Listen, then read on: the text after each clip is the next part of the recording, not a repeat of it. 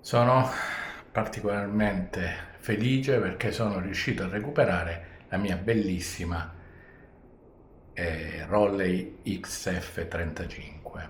Perché recuperare? Ho fatto già tanti video, eccetera, però il problema gravissimo era quello che mi sono reso conto soprattutto con il secondo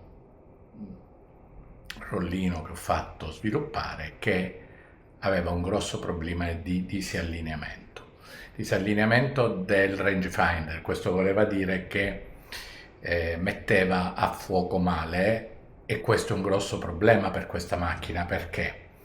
Perché essendo una macchina automatica, quindi gestisce tempi e diaframmi da solo, se c'è poca luce, lui va automaticamente a 2.3 di apertura, che naturalmente porta a un deep of field, no? Una distanza tra quando una cosa è a fuoco e quando non lo è già molto piccola, e questo naturalmente era un grosso problema. Me ne ero già accorto facendo qualche foto all'interno della Boccheria quando l'ho provata la prima volta a Barcellona, no? Perché ero dentro un mercato al coperto e le cose erano venute più o meno a fuoco, però non quelle che pensavo di aver messo a fuoco. Ecco perché era sbagliata la messa a fuoco. Nel rangefinder normalmente ci sono delle viti che vanno sistemate. Mi ero accorto che per fortuna era solo un problema con l'allineamento orizzontale e non con quello verticale. Per fortuna, perché sono due viti diverse, quindi ho dovuto trovare solo la prima. Ho fatto un po' un casino perché in realtà poi ho scoperto che siccome è sotto la pellicina, ora vi faccio vedere qua, e lo vedete in questa maniera perché siccome ho incollato la parte in cui avevo fatto un disastro, ora gli ho messo un po' di colla e sto tentando di far sì che tenga, quindi gli ho messo qualcosa di...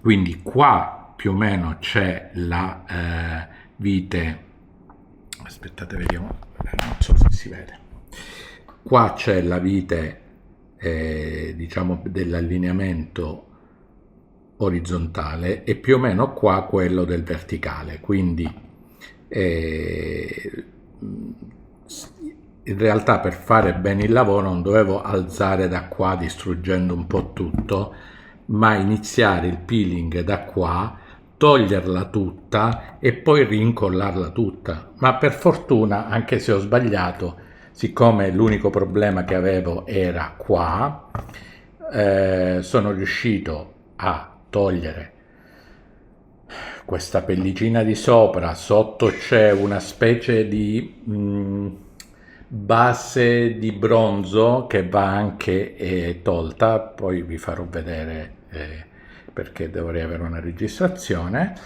Va avvitata da un lato o dall'altro fino a che abbiamo la messa a fuoco corretta sia su qualcosa di vicino. Io per esempio ho usato più che altro il pistillo di questa pianta. Ho preso un metro, ho visto quant'era, mi dava che era circa 1,2 m e effettivamente una volta girato per bene la vitina, quella che era qua, mi ha dato correttamente. E l'altra prova che dovete fare è guardare verso infinito, quindi infinito qua in questa macchina è oltre 5 metri, e vedere se anche infinito mette a fuoco correttamente. Una volta che tutte e due sono correttamente allineate, generalmente già avete risolto il problema. Io vado a rimettere qua sopra i cacciaviti e provo a, perché ho messo un po' di colla vinilica, e per riattaccare la pellicina. Poi vediamo se va bene, se tiene. Comunque già sono contento che mette a fuoco. Per me è importante perché questa era la macchia che io mi volevo portare ora in vacanza. Quindi solo con questa è un flash e basta. Il flash, ricordate, è molto importante quando utilizzate macchine analogiche, perché non potete fare come nelle digitali che aumentate gli ISO e al limite si vede un po' peggio, però va qua, se non dà gli ISO della macchina non si vede niente nella foto, quindi farsi aiutare da una luce artificiale è sempre molto utile.